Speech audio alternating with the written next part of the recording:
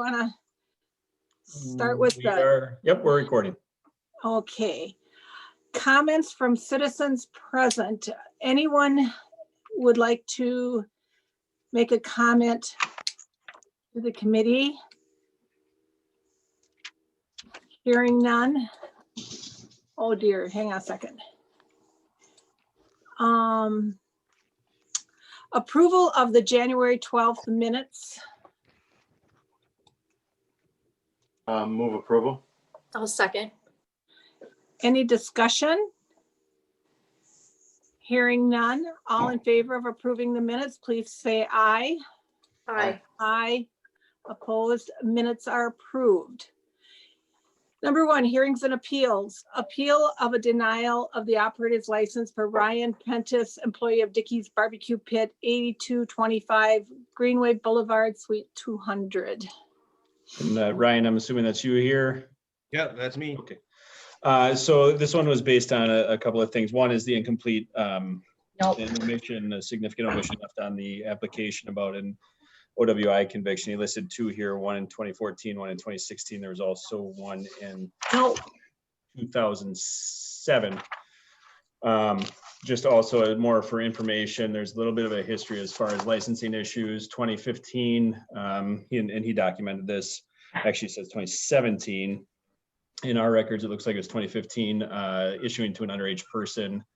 2018, he was a manager not on scene when officers did a bar check and nobody was there with an operator's license at Dickey's. And these are all at Dickey's. And then January 2021, so this year, also did a check of licensed premises. He was the only employee on scene without a license. So he was told not to issue any or sell any alcohol until a licensed person came on premises. So that is the history there and the reason for the initial denial here. Did you, the underage was 2017 and that was at Dickey's also? All of the incidents were at Dickey's. Okay. He had listed 2017. In our records, it shows 2015. Oh, okay, for underage, okay. Does that sound right, Ryan? That was right. That was just a mathematical mistake. Nope, no, that's understandable. Okay. Ryan, do you have anything you'd like to add to this? Yeah. I really feel like I'm responsible enough to, have a license to serve alcohol. I really take it seriously. And like I said, the last time I sold was because I took the dates and I did the math wrong. Now I have a calendar right next to the register so I can make sure I know what day and what year it is so I can do the math. I'm also aware that they do usually say under 21 until a certain date right on the license. I'm the one that works there the most. I'm the general manager there, and I really do need the license to be able to sell alcohol legally with the state of Middleton or the city of Middleton. I just don't have enough employees that are there enough to get them licensed. So, I guess that's about it. And then I really have kept my nose clean in the last few years. The OWIs were a big mistake. Only one was for alcohol. That was my first one. And I learned my lesson after the first one, but the second and third were for marijuana. And I felt I passed the sobriety test, but they still found marijuana in my system. Like I said, I really take it seriously, and I would like you guys to give me the opportunity to do it.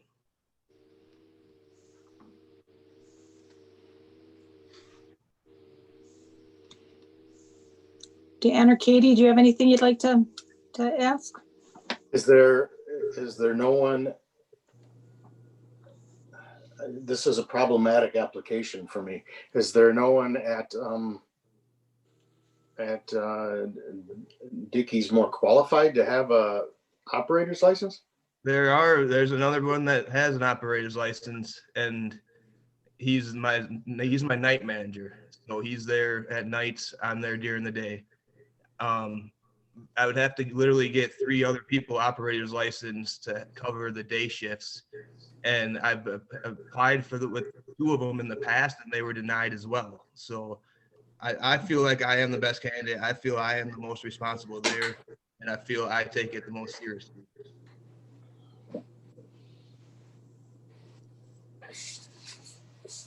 Do you only have the 3 other employees?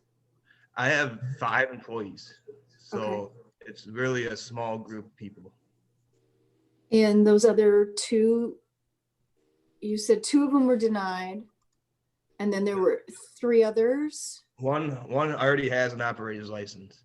I Okay. had another guy, Oscar, he had one, but he quit, so I don't have him anymore. So that's why I'm trying to get the other license.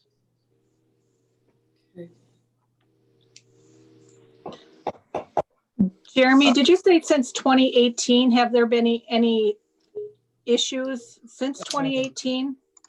Well, so the most recent issue was the 2021, just January of this year, we did another just license check. And Okay. he was the only employee on scene and nobody was licensed there.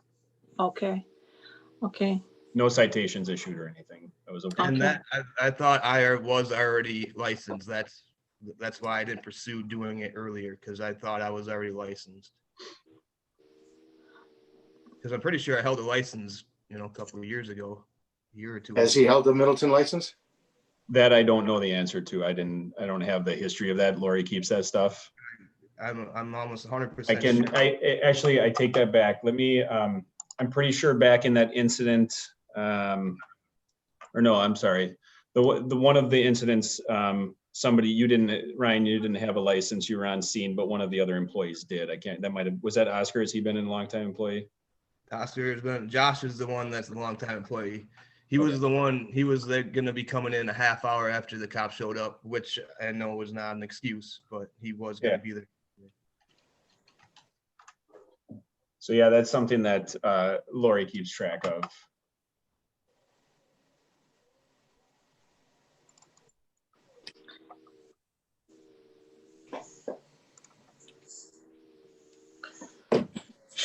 Ooh, ooh, ooh.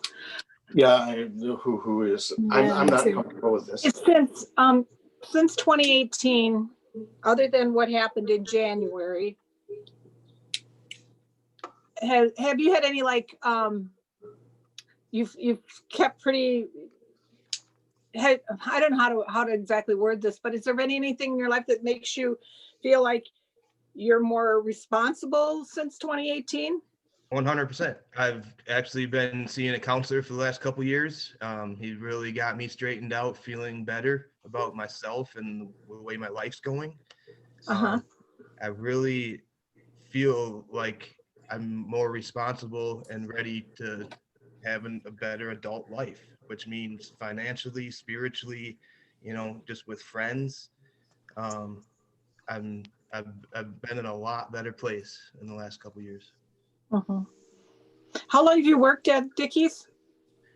I've been with the owners for 7 years, at the Middleton location for 5.5. It's my brother-in-law owns it, and I would never do anything to jeopardize his business. Does your brother-in-law work out of Middleton ever? Yeah.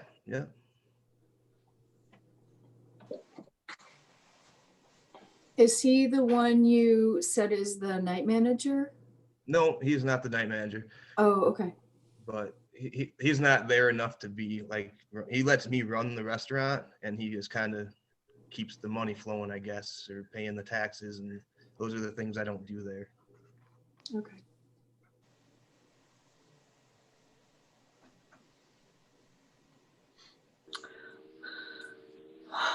So is an operator's license something that you need to renew every year?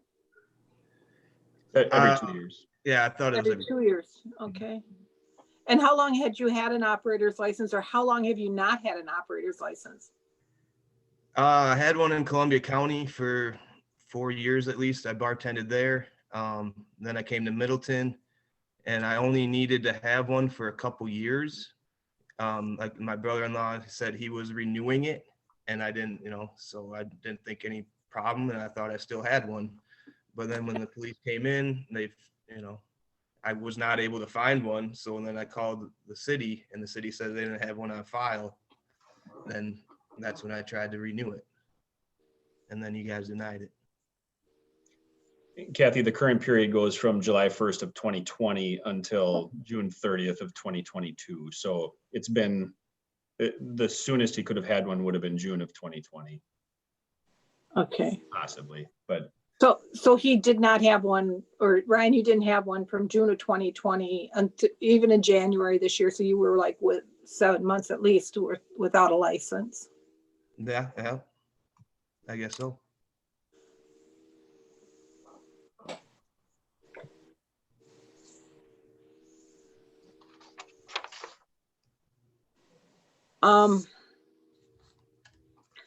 I might, I don't know, Dan and Katie, I kind of would like to talk to the owner of Dickie's. And I thought the owner was the one taking care of these things, and you know, Yeah. now that's brought to my attention, But- I'll take it over and make sure that it's, Here's what I'm thinking, Ryan, is if you think he's taking care of it and he's not taking care of it, maybe he's somebody we should be talking to about making sure these are taken care of. Are yeah, there, I mean, you know, because if there's other operators who don't have their license and he hasn't taken care of that, maybe he's not taking it as serious as he needs to. yeah, I know we do have one on file for Josh and Oscar, but Oscar's no longer there. But that's all I can really tell you. You know, I can definitely take responsibility and stay on top of this, you know, and I'm sure he would be glad to help me do that. Kathy, should we defer this until next meeting? I would second that. I would really, if your brother-in-law is the owner, you said? My brother-in-law and his brother are owners. Yep. Well, I would like to speak with, I think they should be, because if you're saying that they're taking care of the licensing and it just doesn't seem like they're taking it as serious as they need to. I can't speak for them, but what I've noticed is they have been on top of everything that Middleton has asked of them. They really do everything by the book, and they want to have no bad marks on, no bad marks. They just really try to please everybody. They stay on top of the payments and the bills. That's all I can really say for them. But Yeah, but if they were telling you that they were on top of the licensing and they weren't, maybe we should have them come to a meeting and so we can get it all straightened out. yeah, I mean, We have to hold establishments accountable to their licensing requirements, and we have to do it across the board evenly. If we just don't do it, then this is just an exercise in futility.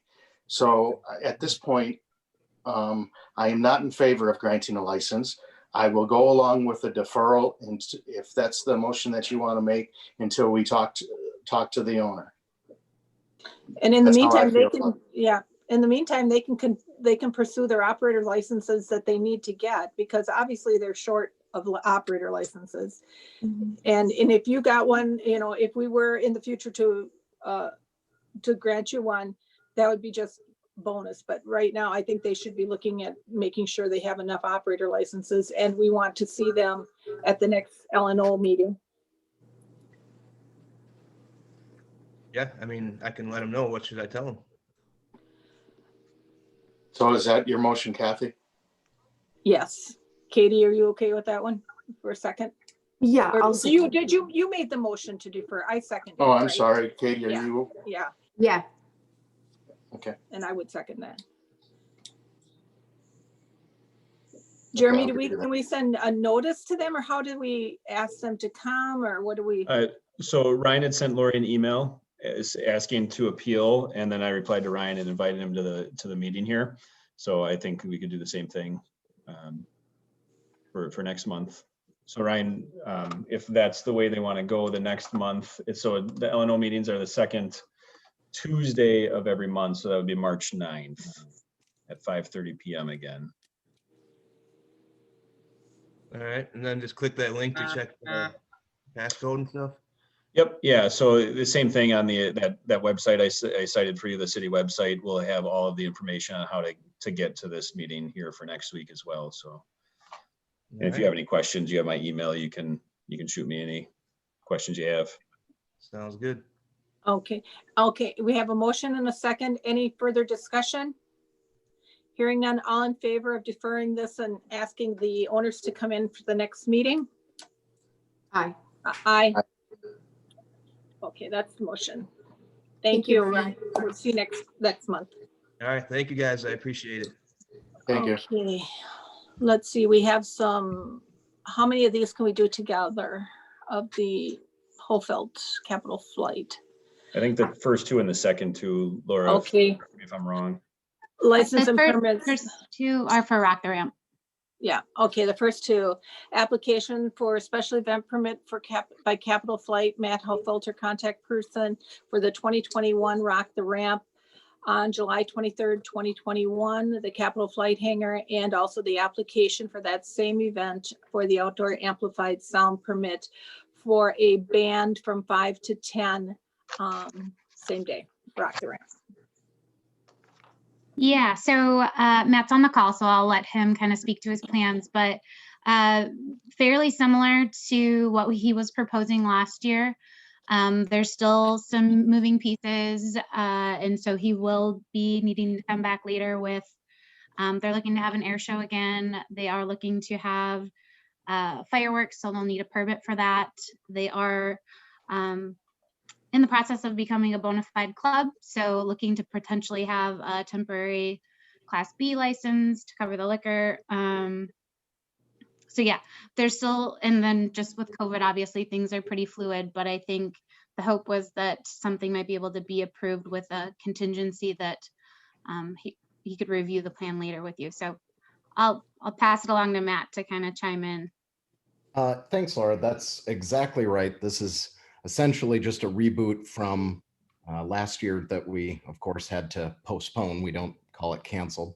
We call it a postponement. So we're essentially doing the same theme, same time, same charity, really just identical to last year, hoping to be able to do it again this year. And as it related to the moving parts, Laura's accurate with that as well. Really an approval kind of the whole event and the amplified sound. And then we'll be able to get kind of working further on some of the things that take us a bit more time and effort to plan once the conceptual, approval for the event itself is completed. We'll be able to get to work and come back to L&O to get specific approvals for those three parts of the event. And those parts would be the fireworks and Fireworks, alcohol, and the potential air show.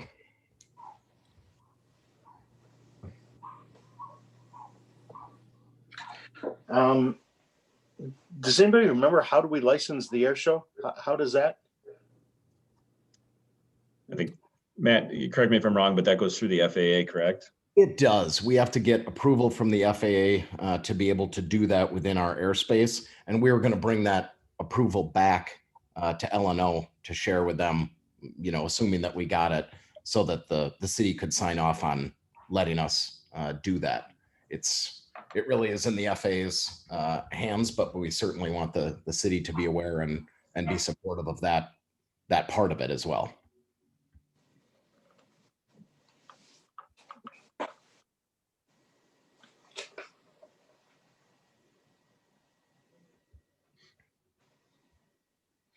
So we're looking for a concept review for the Rock the Ramp as in future years. And then you'll come back to us later with a proposal for fireworks, air show, and whether or not you're a club. Correct. And then we'll, at that point, we would have an opportunity to vote on those three items. Absolutely.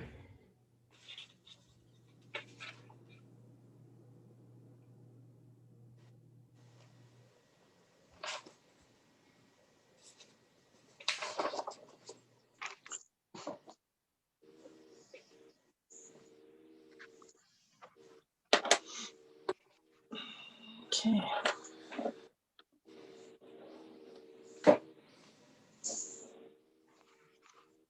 Any other questions? Hey, Matt, can you explain again how the air show is gonna be formatted? Yeah, Just briefly, I don't need to know the whole thing, but yeah, I don't even know that air show is probably a great term to use. That implies kind of a long-winded, multi-act thing that you might see it like Oshkosh or that sort of thing.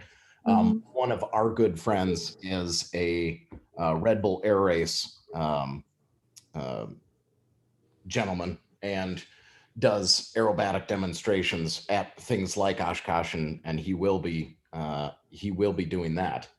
But Mike Goulian is his name, and he's going to be up for the event, being a part of it, and offered to go up and kind of strut his stuff, if you will, for us for for 10 minutes or so to kind of show what he can do and his airplane can do, and it's pretty neat. But it's really kind of a one act, pretty short thing. okay.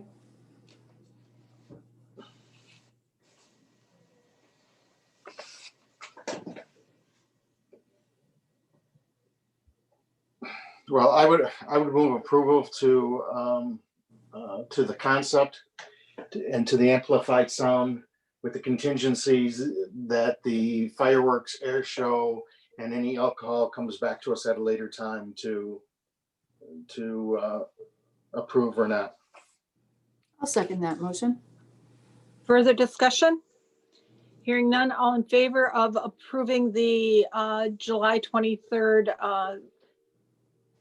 what's this one called, Rock the Ramp event for the sound permit and the special event permit? Aye. Aye. Motion carries.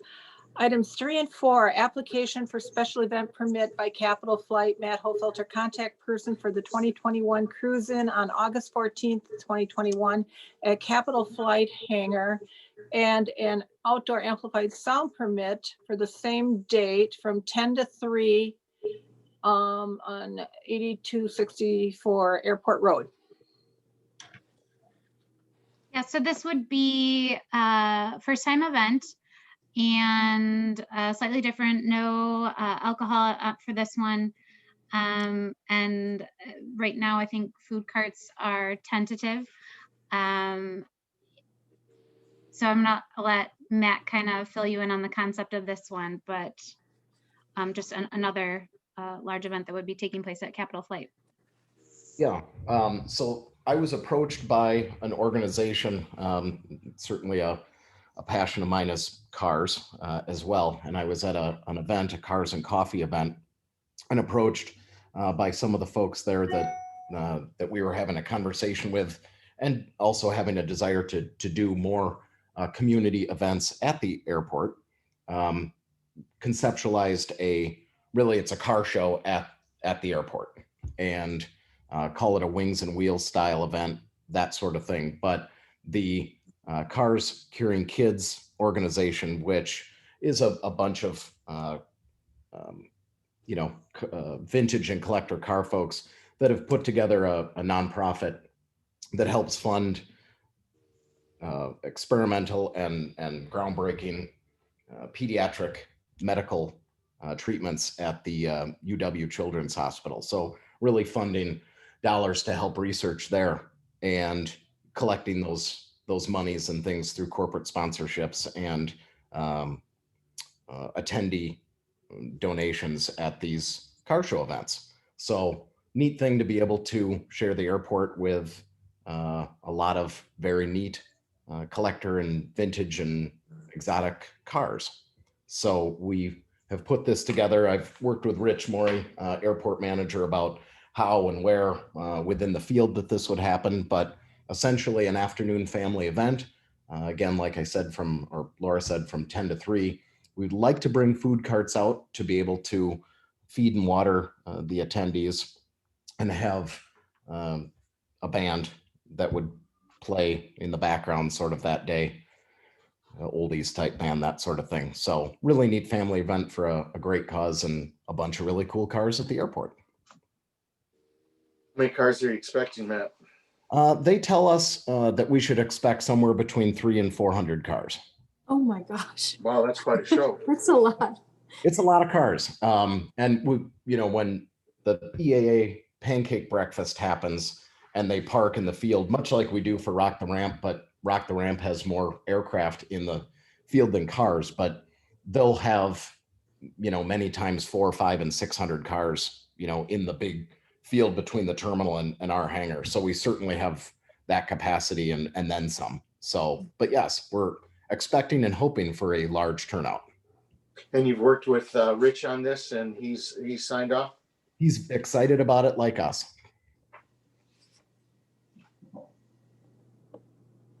I just have to say that I love the idea of any chance we can have the community attend things at the airport, just to make the community feel like it is everyone's airport.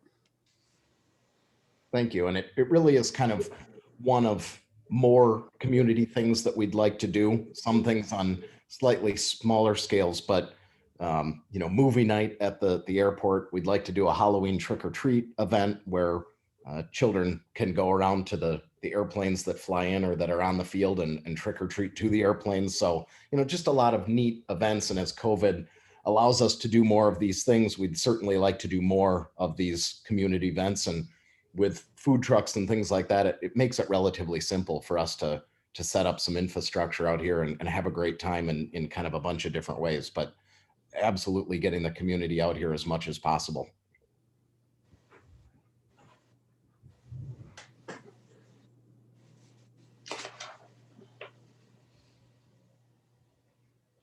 Kathy, do you have any? Go Oh, ahead. sorry. No. So the only piece of this that is the potentiality of permits for food trucks. How?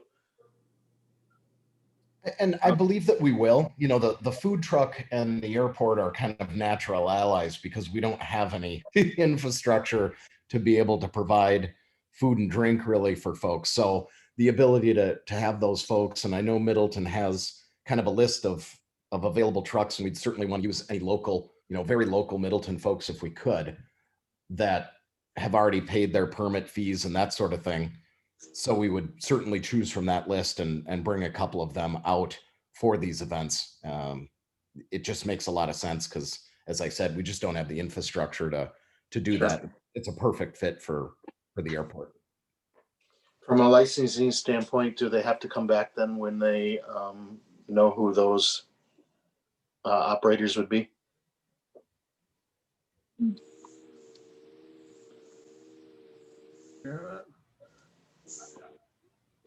Jeremy, were you saying something? You're You're muted. muted. There you New go. to this. It's only a year in, right? Yeah, You're the that's new okay. guy. Look, yeah. I forgot that I turned it on. Sorry. I was saying that, Matt, it looked like you were about to talk, but Well, I said, the big thing with the food trucks is really whether or not they need separate licenses. And then also whether there's anything you want to review in the plans that with regard to where they're going to be located. I guess I would say technically, if they're going to add them, we should probably look at them, but it might not be a real significant presentation. I suppose you could even pre-authorize it if there was nothing about it other than, payment of the correct licensing fee that you wanted to review. You could, I guess, grant Jeremy the discretion to And approve I'm or just- bring anything back. I'm just learning now about food trucks and kind of Middleton's take on it. So my understanding is that there's kind of a list right now of folks who have paid the fees and are licensed and set up and ready to go. So we would certainly pick from that list as it makes life easier for us. And that list looked long enough to be able to handle what we would need to. And hopefully that there would be enough on that list that would be available on those days and and whatnot. So we certainly place them front and center and away from flammable things and on surfaces that they could drive on and all of that. But yeah, we would try to choose from that already populated list. So you could approve, that subject to just either police department and or fire department approval of any local sighting of the carts. And I think the ordinance takes care of itself. They either select from a list of folks that already have the license, or they pay the reduced fee that goes along with the permit. But Right. Okay.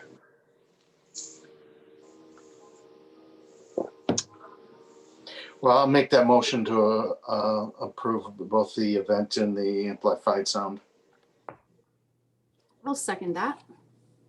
And that's so that they don't have to come back with the food carts and allow food Well, carts? I think that they, I don't know that they need to come back to us, just get whatever check off you need from the fire department and the police department. But I don't, doesn't need to come back for my purposes. Agreed. Okay. Any further discussion? Hearing none, all in favor, signify by saying aye. Aye. Aye. Okay, motion carries. So Matt, you're set. Thank you very much. We look Matt. forward to having the events and welcome everybody out here for 2 really great ones. Okay. Thanks, Matt. Thanks. Bye-bye. Okay, now we have Kiva. We have one for license and permit, and then we have one under miscellaneous, but I'm thinking what we discuss under miscellaneous will have an impact on what we discuss under license and permits. So Jen, you want to tell us a little bit about what you're planning for outdoor concerts this summer? And Eric's here as well, the owner of Kiva, so. Oh, Eric, I'm sorry. I didn't know. You want me to take over, Jen? I'll refer to you for now, sure. We're in the very beginning stages of looking at hosting a concert series. We're looking at the months of July, August, and September, so it would be 1 show a month. And it would be on our outdoor facility, which is a fenced-in facility. Again, right now I'm spending a lot of time just trying to get information and putting our plan together. So I'm just at the very beginning stages of this.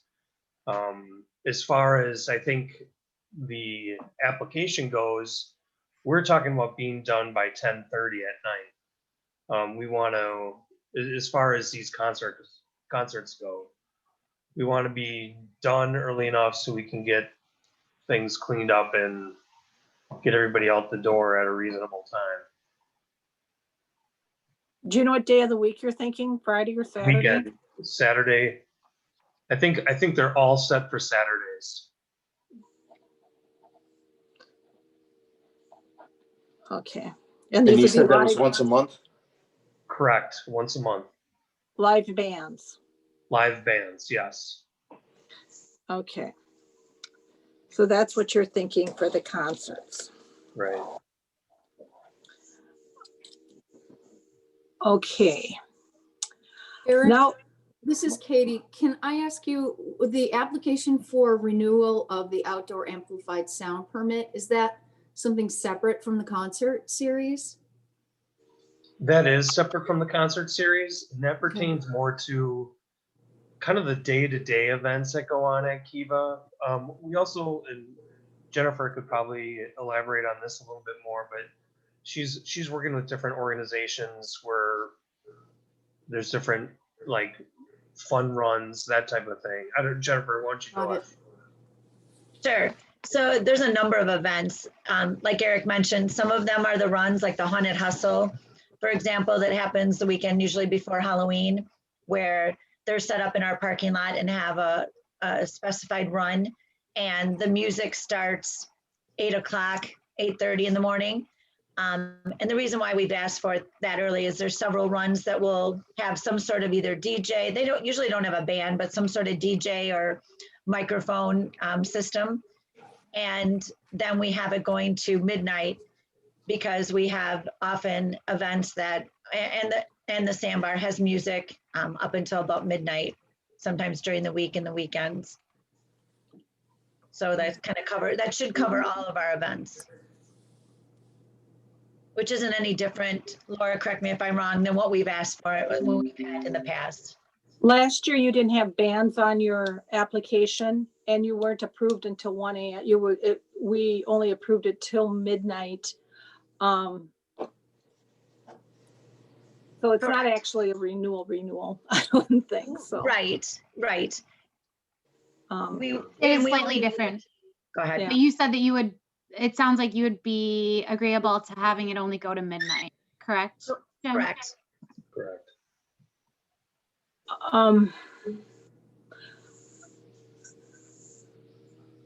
Do we need to, for the purposes of licensing, do we need to, the outdoor concerts would be special events then? Well, actually, they wouldn't because they're on private property. Now, Okay. so this is kind of a, because Keith is kind of a unique establishment. This doesn't fit neatly into some of our other regulatory regimes, like our entertainment club license really wouldn't fit here. Now, our outdoor amplified sound does have broad language allowing attachment of conditions, really any conditions consistent to further the public health, safety, and welfare. So, I mean, while I would prefer that we had something more like maybe expansive in our entertainment club license to address this sort of thing, that would be kind of akin to what a special event permit would be. I mean, I think right now Keith is probably one of the few establishments that really would have an outdoor space like this that is of significant concern. And I am comfortable that if we want to look at this in terms of some of our traditional sorts of things that we will look at for a special event permit, just to make sure that you've got security plan or the bathrooms, depending on if you're going to start having capacities much over what you normally have, those kinds of things I think can be addressed through the outdoor amplified sound permit. But I mean, certainly there's a lot of infrastructure and things that are already in place, so I wouldn't expect that we'd have nearly the same sorts of lists of conditions and concerns that we would have with the special event permit.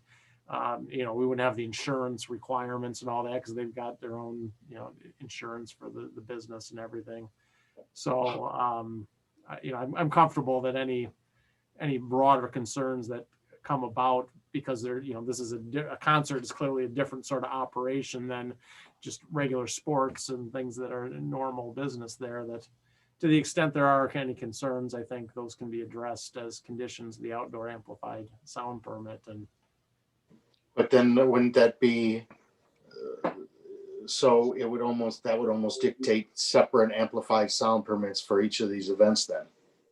Depends on how different the events are. I mean, what we might want to look at is, might want to have some further discussions about kind of, like we've done a little bit with Capital Brewery and other types of events, is take a look and kind of put them in sort of different baskets and maybe have sort of a plan for each type of event. You mean put the concerts in a different basket, not keep it? Yeah, I mean, yeah, I don't know how many baskets we're dealing with here, but well, this is what I was worried about. It's like we have to be kind of consistent. If we're letting Capital play until 9 o'clock, how can we let another, say that we could give them a sound permit for midnight? I mean, well, not that you want to let it go. I just think that there's got to be some fairness in this too. There certainly does, but also they're not the same places either. Capital Brewery is right next door to a lot of residential areas. Right, but that's what's to stop Capital Brewer from saying, how come they can do that? I mean, it's going to take customers and, Well, and that's also a political issue. Yeah. I mean, how much you want to go into distinguishing between people, that's entirely up to you. All I'm saying is that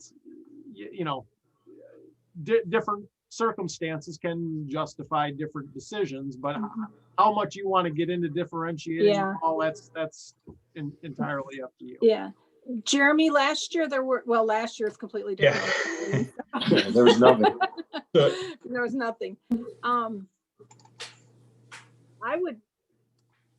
I would be willing to look at the amplified sound permit without the band part of it, taking band off of the table to allow that to go to midnight. I wouldn't let, I don't want that to happen. I don't know if you were about to ask, Kathy, as far as noise complaints and stuff, it's certainly different from the police department's perspective downtown, the Capitol Right. Brewery, obviously the Right. residential. I'm just looking up our history there. I don't see dating back quite a ways a noise complaint, and obviously there's no residential area super close to there. Right, right. It doesn't appear that it's an ongoing, certainly not an ongoing issue. It doesn't appear it's really an issue at all for noise out there. What do you serve for alcohol out there? Do you have a beer, wine, anything, We have beer, wine, and liquor. and liquor? Yes. And we can assume that that would be part of the concert series. Yes, on some level it would be yes. So I like you, Kathy, I would be in favor of the renewal of the amplified sound permit specifically, but I think we need to have a little more discussion on the concert series. It sounds like a great idea, but I'm a little concerned with how many people are we going to have? What kind of things that do we have to have in place? You know, it sounds awfully like a special event to me. So, you know, and I understand that maybe it would be different depending on the event, but there still should be like a plan for police or for Sure. fire or so. I'm my opinion is that I think those need to come back as a separate item. Okay. So we would go back through L&O with the outdoor amplified sound and whatever other issues. You'd be my main city agency that I would be working with. Well, the police department, fire department, Okay. security plans, you know, fire plans. Jeremy could help you with all those particulars, right, Jeremy? Yep, and we actually met, it wasn't last Friday, I think it was the Friday before via Zoom, and talked about some of those things. And that's when the conversation with Matt came up, is whether this is a special events or the live entertainment club license, and kind of found this hole for lack of a better term for how this is going. But yeah, Eric actually took the initiative to contact me about safety plans and stuff like that. So certainly something that's on his radar and mine as well. Okay. Wonderful. Yeah, sounds like a great idea. Yeah, it's Thank a great idea. Guys, I have a question. Does Capitol Brewery have to get separate sound permits for each one of their concerts, or do they just get one for the season?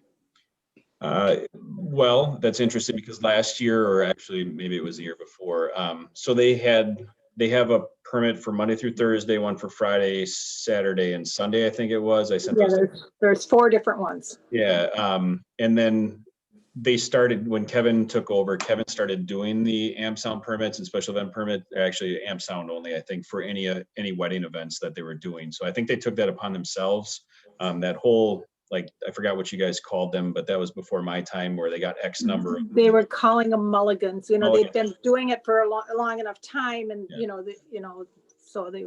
I was gonna say mulligans, but I didn't want to sound really stupid. That's what they called them, but yeah. It doesn't I say- wish we had a better word for them. Yeah. So, At their I- discretion.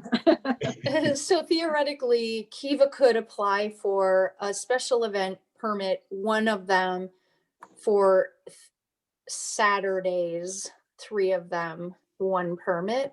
Is that what we're talking about?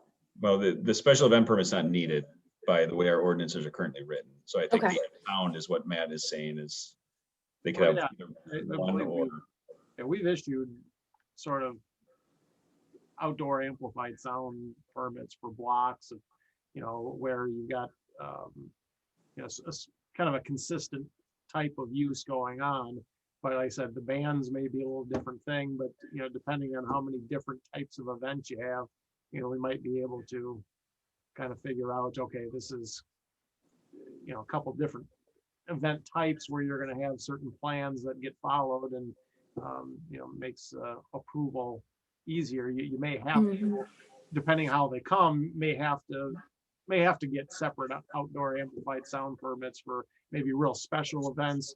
If you have regular ones, maybe we can do a bunch that follow a certain plan, but we just need to, first figure out exactly what the plans may be and what additional concerns that we need to address. 'Cause like I said, this is a little bit somewhere in between, at least policy-wise, a special event and some of our other things, because you already have a lot of the infrastructure and things in place that we would normally be looking at if you were having a concert in the park. But do you have everything? It's certainly a different part of your operation too. So.